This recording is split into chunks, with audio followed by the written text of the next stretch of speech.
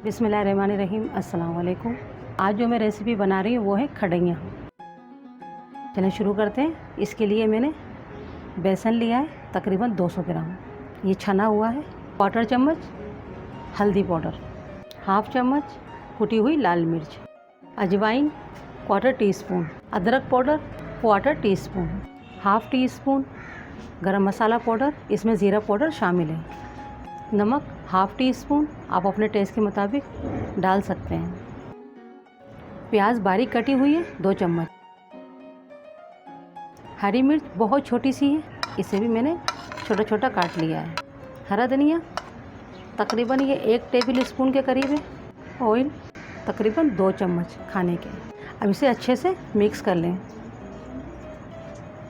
3-4 कड़ी पत्ता है, इन्हें बारीक बारीक काट लें, इससे जायका और खुशबू बहुत अच्छी आती है। और थोड़े थोड़े पानी के साथ इसे हमें पहले घोल लेना है ताकि कोई लम्स ना पड़े इसके अंदर।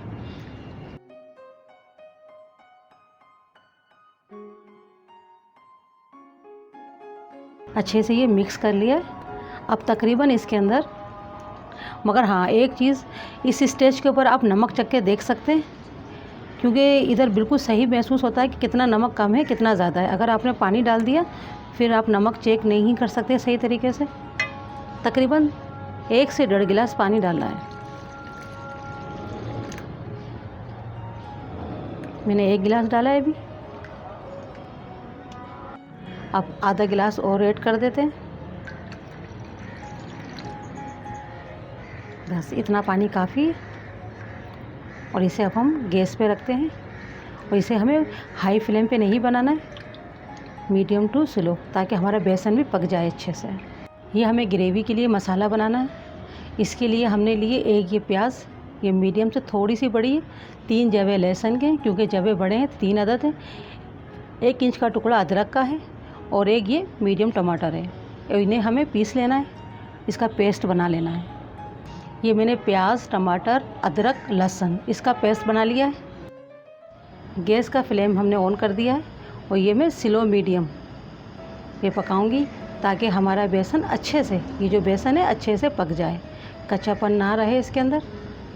देखिए ये हमारा पकना शुरू हो चुका है और गाढ़ा भी होना शुरू हुआ है, थिक होना शुरू हुआ है। तो इसको ख्याल रखें, हाथ को रोकना नहीं है, वरना ये गिठाने सी बन जाती हैं। इनको इस तरह चलाते ही रहना है। इसे पकाते हुए तकरीबन मुझे 4 से 5 मिनट हो चुके हैं और तले से हाथ लगा के इसको चलाना है। और इसके पकने की निशानी ये है कि ये तला छोड़ देता है। देखिए इसका पानी तमाम ड्राई हो चुका है।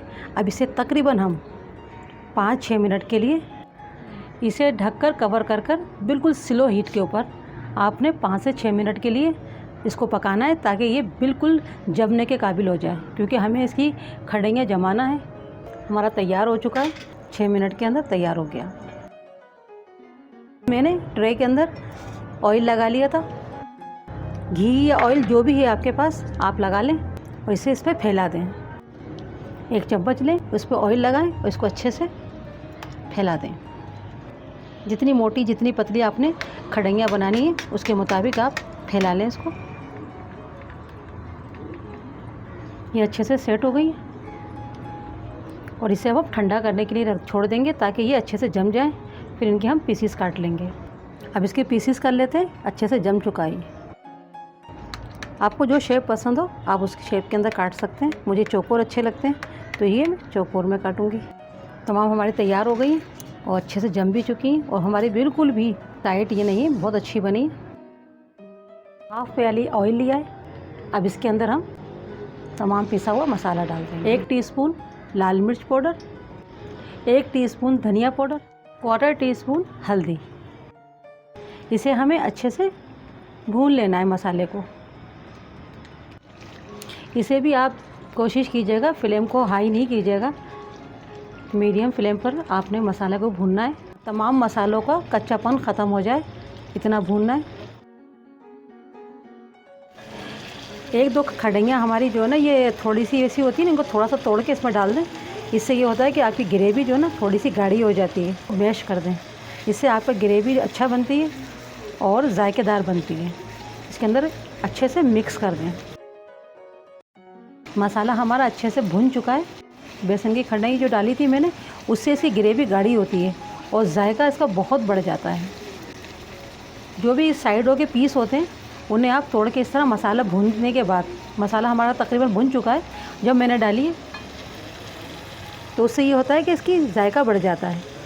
1 प्याली दही जो मैंने इसको फेंट लिया था, अब इसे हमें अच्छे से मिक्स कर लेना है। इससे जायका बहुत अच्छा आएगा। और चलाते रहें ताकि दही फट ना जाए, क्योंकि दही अगर आप डाल के छोड़ देंगे तो दही फट जाता है। जितनी आपको थिक रखनी है या जितनी आपको पतला रखना है, इसका सालन पानी में बॉयल आ गया है। अब मैं थोड़ा सा इसमें तकरीबन आधा गिलास के करीब ऐड करूँगी, क्योंकि जो मैंने इसमें एक खंडैया डाली थी उससे ये हुआ है कि इसका शोरबा जो होता है ना, ये गाढ़ा हो जाता है, पतला नहीं होता है। नमक मैंने अभी तक डाला नहीं है क्योंकि दही डालना था मुझे। अब आप अपने टेस्ट के मुताबिक नमक डाल सकते हैं। मैंने यहाँ अभी आधा टीस्पून डाला है, क्योंकि दही ज़्यादा डाला है तो नमक को देखकर डालना पड़ता है। बॉयल आ गया है, अब मैं इसमें खंडैया ऐड करूँगी। 1 टीस्पून कसूरी मेथी, ये मेरी होममेड है, ये भी डाल देंगे हम। एक खंडई को आप तोड़कर मसाले में मिक्स कर दें जब आपका मसाला भुन जाए। उससे ये होगा कि आपका जो ग्रेवी है वो गाढ़ी होगी और जायकेदार बनेगी। हरा धनिया डाल देते हैं। खड़ियों का सालन हमारा तैयार हो चुका है।